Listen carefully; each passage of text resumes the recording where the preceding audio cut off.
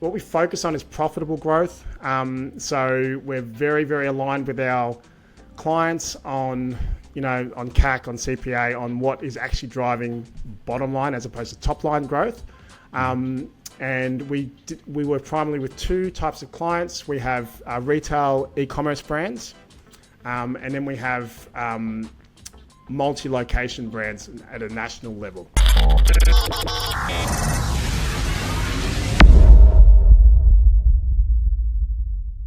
All right, welcome to Hack to the Future with Kyle Roof. I am Kyle Roof, and today we are joined by Russ Macumber, the managing director and co-founder of Impressive USA. Russ, thanks for joining us. Hey, Kyle, thanks for having me. Good to be here. I'm excited about the talk today because it's something that's kind of near and dear to my heart. We both made massive moves with our families. I moved my family from the U.S. to Thailand. You moved from Australia to the U.S., to Austin, Texas. And I guess the first question is, what were you thinking? Why on earth would you do that? Yeah, it's funny. People make international moves, I think, for their career and for business a bit more freely in their 20s. But, when you're in your 30s and your 40s and you've got all these other humans that come attached to you at that point, there's a lot more people that are impacted by it. My wife and I always wanted to live overseas. And in 2008, we were all set to move to Dubai. Ange had a job lined up, and I didn't, but I was going to find something when I got there. And then the GFC hit. She was working in commercial lending on the legal side, so that whole move got shot to pieces. And then we tried a couple of times after that. I think we looked at the UK and we looked at some other options, but it just never lined up. Then we had kids, and we just went, okay, we'll just close that chapter. The living overseas thing is probably not going to happen.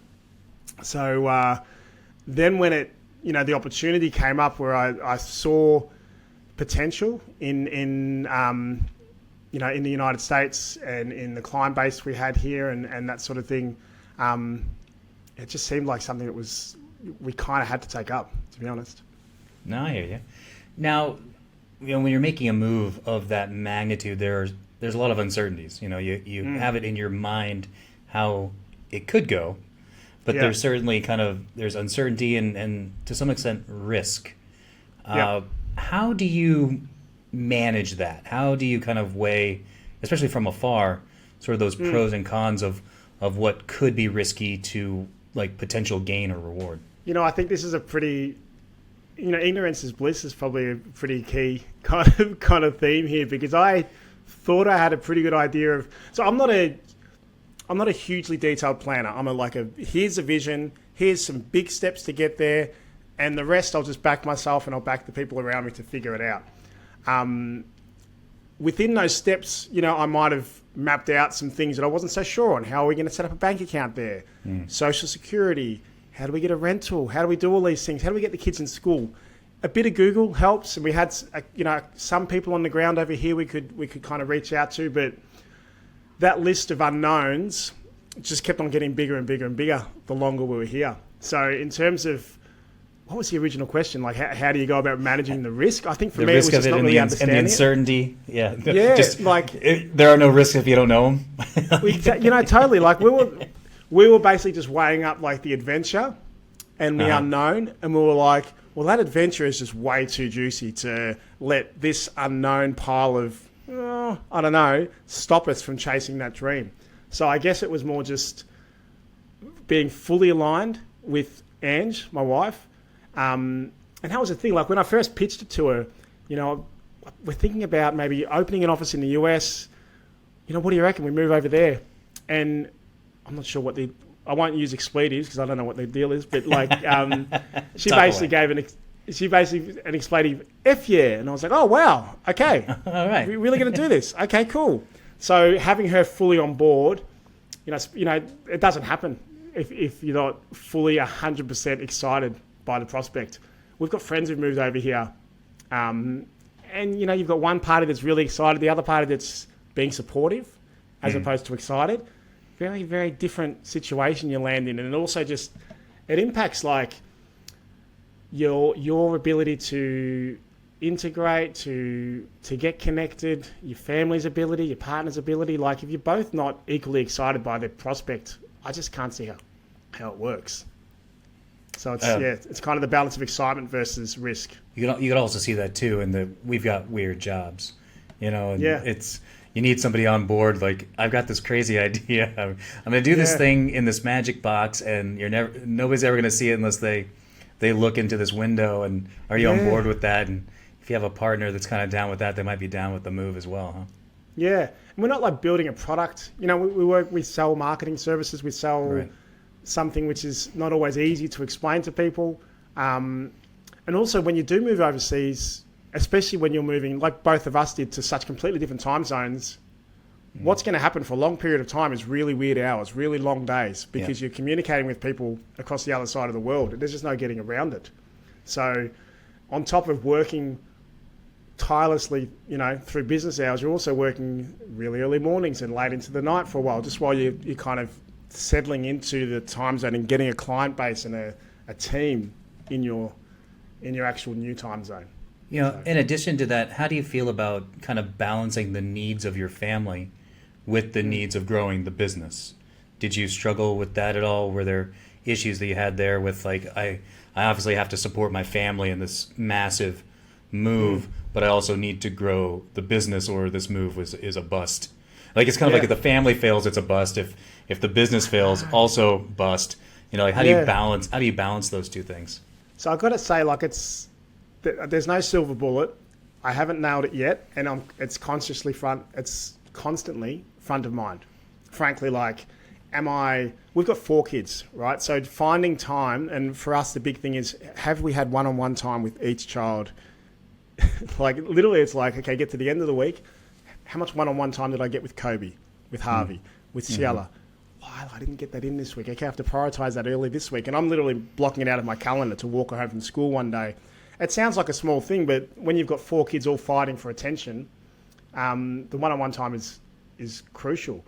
But then, like, if we rewind back to, like, how did, at the start, trying to figure out how to prioritize and how to make sure that the family gets what they need and the business gets what it needs. I mean, the family's always going to come first 100%. So if that means the business suffers a little bit because I'm going to be at a soccer game or I'm going to be at something, then that's just the reality. Like, until I get the business to a point where I can be, it's not probably going to grow as quick.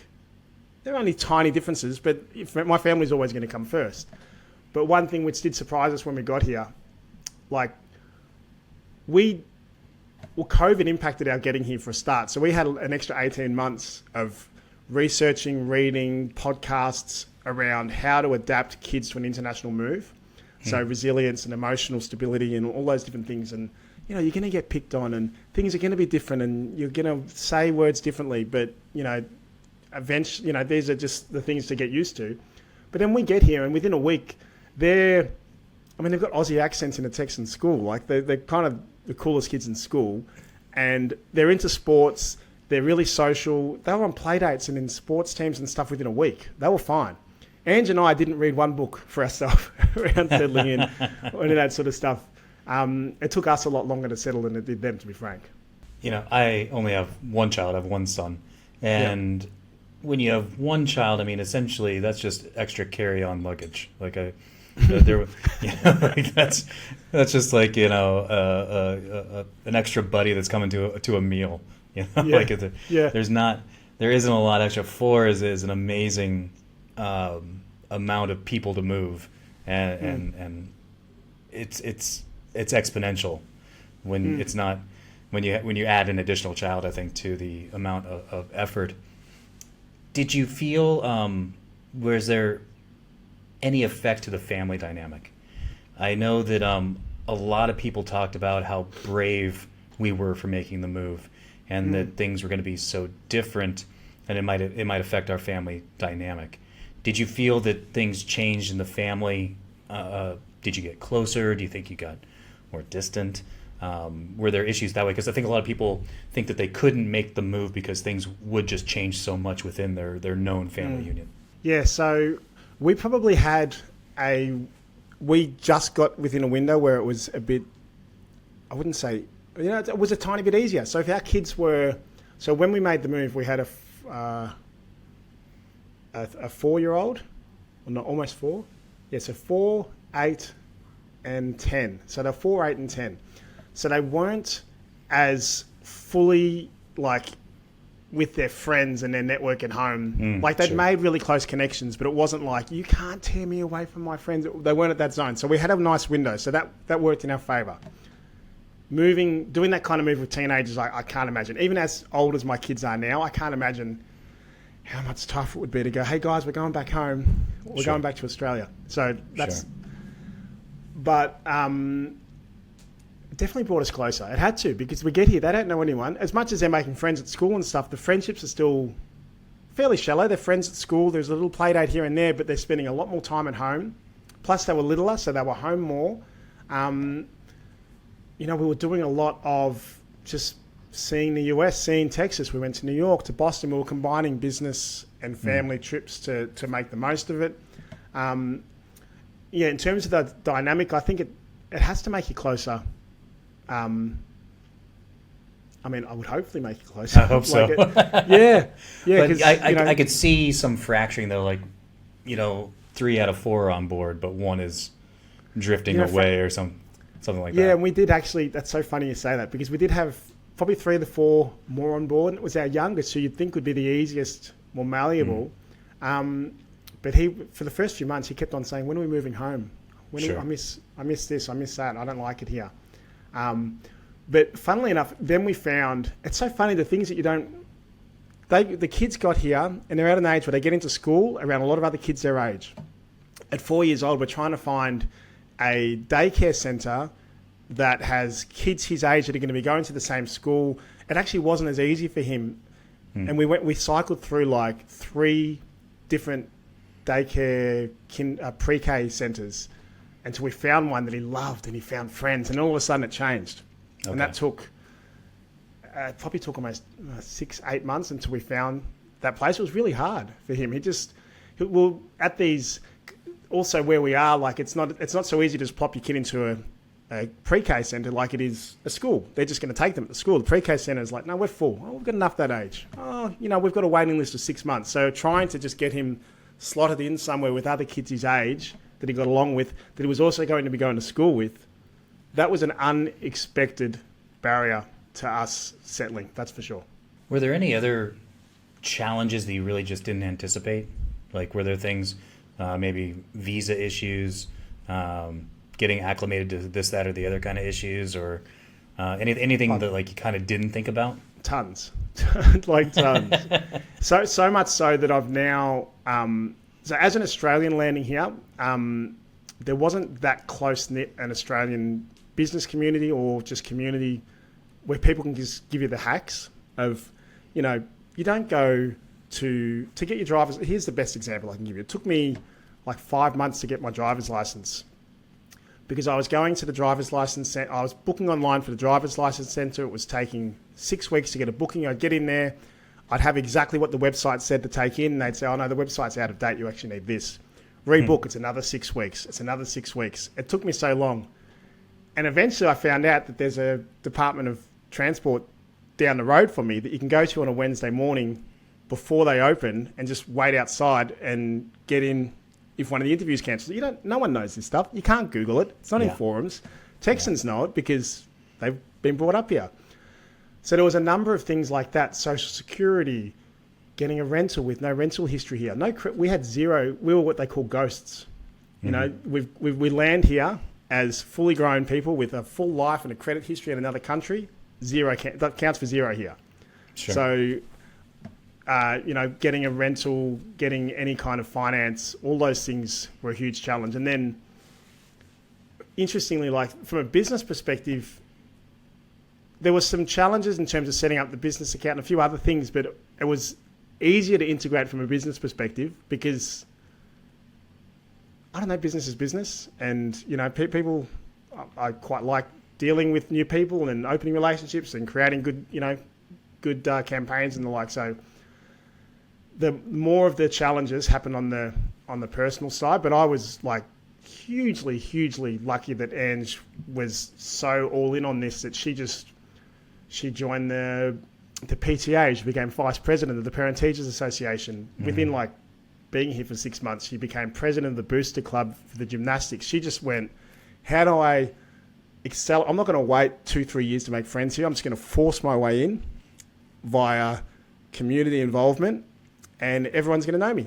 And then you know, that'll just make all of our lives here so much better. And it was, if we need to go down to Randall's to the local supermarket, if we're both sitting there, who's going to go? Well, we're watching something. We've got to get back quick. Well, it better be me, because I can get in and out in 10 minutes. She's going to be down there for an hour because she's going to bump into the whole neighborhood. They're all going to ask her questions. Yeah. That's a great problem, though. Like that's the problem you want. I guess kind of from what I'm hearing, though, like, so the kids plug in to school, right? And then your partner, she's plugging into PTA and those kind of things. Were you able to plug in socially? Was that a challenge for you? Were you able to make friends? So, I'm in EO, Entrepreneurs Organisation, so that was quite good because I was in Entrepreneurs Organisation in Melbourne, in Australia, and then I joined it here. So I was able to, from a business perspective, find some business friends, colleagues, but none of them lived in this area. It took me, and I'm a workaholic, and as I mentioned, you know, when we're here, I'm working all sorts of hours, so friends weren't a big priority for me for probably the first year. I just, like we mentioned before, if I don't get this business going, we're out of here. So I'm like, I'm all in on the business. But then I just, through some advantages, like networking through the area, I managed to find another dad who we are into the same stuff. He's like he's got tattoos and he's like into punk music. And I was like, oh, what are you? We just, you know, we got along. And then there's an Aussie guy around the corner who's one of my best mates here as well. So it took me a bit longer, honestly. And even now, like my kids, they've only just started to realise that, this sounds funny, but they're like, Dad, in Australia, like you knew everyone, you had so many friends, but how come you don't have any friends here? And I'm like, oh, I've got Shan, I've got Bill. They're like, yeah, but outside of that, because it's a different focus here, I guess. Like I have got a small handful of friends here now. But it definitely took me longer, and it probably wasn't as big a priority as I could have made it. But I don't see how I could have at the same time as trying to keep the business, you know, to a level that keeps us here. Do you think maybe in a way was that beneficial? Like once you kind of have the family humming, you know, and moving in the right direction, that gives you a focus on the business that maybe you didn't have.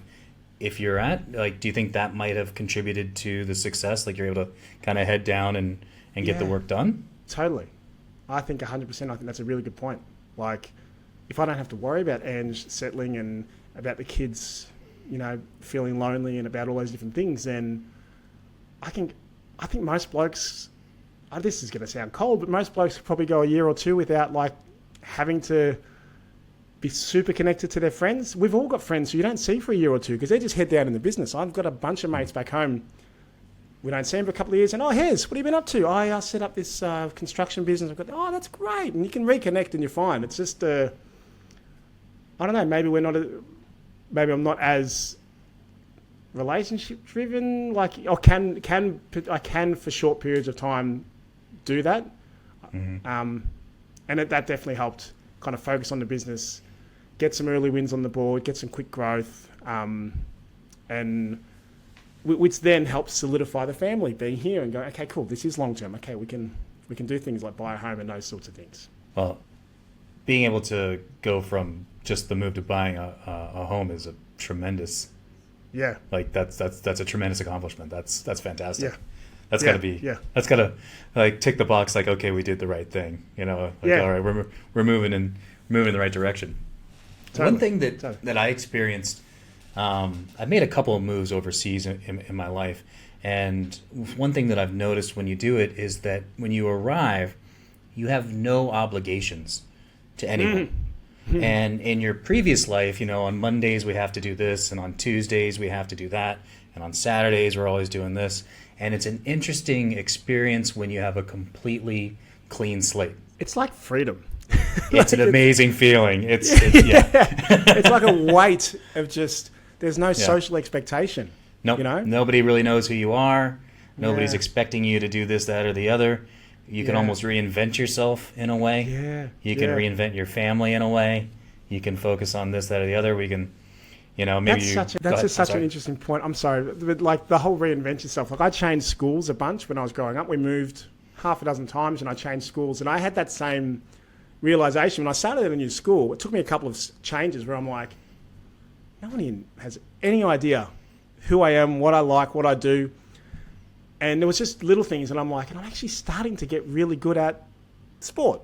And in the old school, when I started there, I was uncoordinated, and by the end, I was good, but I was still a kid who wasn't that good. Here, I can be the sports guy. Okay, cool. You know what I mean, like that. Yeah. And you're right. Like it's you get a chance to kind of reinvent. That's a really interesting insight. Yeah. Cheers. Cheers. Were you able to take any of, like, there's this idea of adventure, there's this idea of bringing the family together, there's the clean slate. Do you think any of that directly impacted maybe your mindset in business, or like your approach to how you were opening this office and getting things rolling? Did any of that impact, or do you think they're two separate things? No, I think it definitely did. Like, even though I like to think of myself as very compartmentalized, like I'm here with you right now, I'm 100% present. I have to be, I can't multitask. So I would like to think that they're in different worlds, but the reality is, well, I don't know why I'm holding those. The reality is, they have to impact each other. And if I think about how this kind of adventurous, let's move a family overseas and start something from scratch, impacted the business. I know in the last 6 or 7 years, from a business perspective, there was a shift in me. I don't know what prompted it. Actually, I probably know what prompted it. It was probably like I was an alcoholic. I stopped drinking. Stuff changed. I started to achieve things, and then went, oh wow, I can actually do bigger stuff than I thought. I kind of removed this kind of ceiling of what I thought I could do. And over the last 6-7 years, you start going, oh, why couldn't we work with that big brand? I just hit them up. Actually, I know someone who works with that person. I'm just going to try. I'll see if I can get a speaking gig in front of these people. So I started to shift in that way. And then coming here, kind of the evolution of that is just realizing that I've accomplished quite a bit. I'm pretty good at what I do. On the speaking side specifically, like we got here and I was able to pick up speaking gigs in New York and LA and Chicago. It was like, oh, okay. I'm not just a I don't want to sound however this sounds, but I felt like I might have just been a big fish in a small pond in Australia, and I thought I'd get to America and, oh no, maybe you just, bide your time for a while. But I literally got here and started traveling and speaking and picking up pretty good brands fairly quickly. And I think part of that, just putting myself out there for those would have been around, well, if you can move your family halfway across the world and why can't you contact that conference organizer and send them a show reel and put yourself out there? What's the worst that can happen?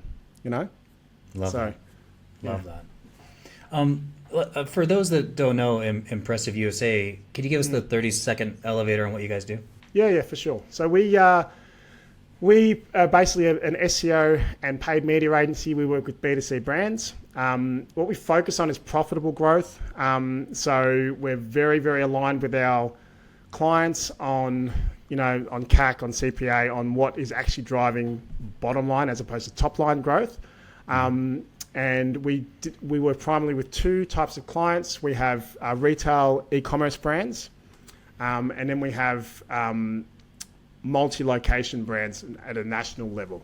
So on the multi-location side, we've got Dine Brands. They own Applebee's and IHOP and Fuzzy's Tacos. They're a client of ours. We do some national stuff for them. From a retail perspective, Impressive as an agency has worked with Mattel, Rolex, some really big brands. Here we work with Corksicle and Top Fitness, a big sort of fitness brand, and a range of others. Mid-market is kind of the area we do our best work in.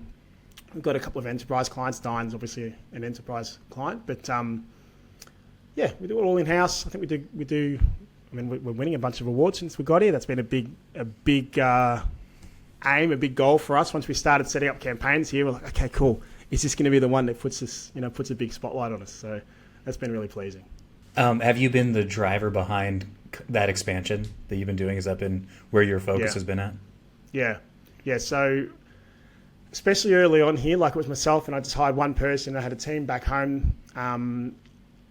As we've grown, especially for the first couple of years, like I'm literally like the epicenter of everything from driving strategy, tactical ideas, quality control on copy, on all sorts of things, through to new business growth, through to client management. As we've grown, we've got about 17 staff, a mix of contractors and full-time. Now we've got other people who are owning lanes, and I'm just more on the QA piece and the strategy kind of overview, and then I'm out trying to get more speaking gigs and acquire new logos and build bigger relationships with partners and that sort of thing. That's how we can take that next big step of growth, is having a team in place that are really owning their lanes. We've had some not so good hires and some really good hires. And I've got a couple of staff specifically who've been with me for most of the 3 years I've been here, and they've been really, really positive for us. I like the that line, acquiring logos. That's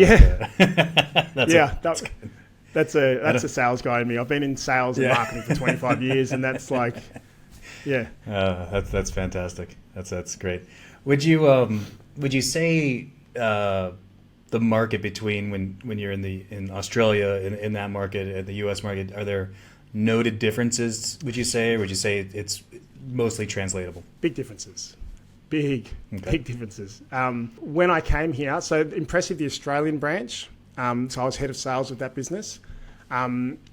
We do B2B, B2C, e-commerce, professional services, a range of different things. A big focus on retail e-commerce, but really a big range. And in terms of the service suite, the Australian agency is kind of everything performance, UX, UI, CRO, loyalty, CRM, through to SEO, paid media, data and analytics, kind of anything around acquisition and retention. I came, and then we had a tagline: performance marketing for performance marketing for growth obsessed brands, right? So we're Impressive, that's what we do. And I came here with that same kind of value prop, and I was talking to businesses here, and they're like, you do what for who?